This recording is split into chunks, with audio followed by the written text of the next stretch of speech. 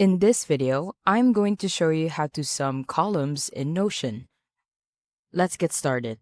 After successfully logging in into your Notion account and being able to access the home page, the first thing that you want to do is you want to go into your database. And to do that, you want to go to the left-hand side on the navigation panel and then pick a page where it has your exact database.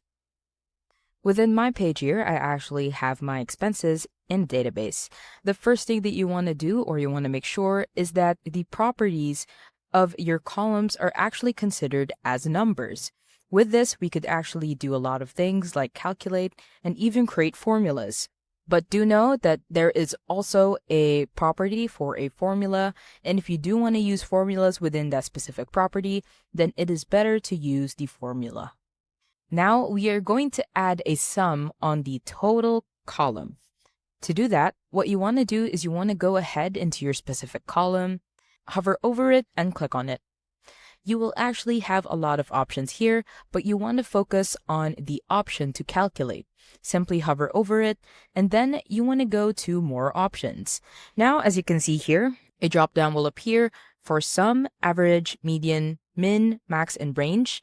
Since you want to do the sum, simply click on sum. As you can see, you will find the sum at the very bottom of the database. It is not part of the database, but it is at the very bottom.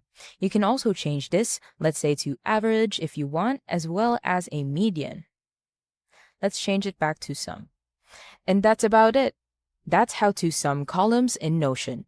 If you have any questions, please let me know down in the comments below, and I'll do my best to help you out.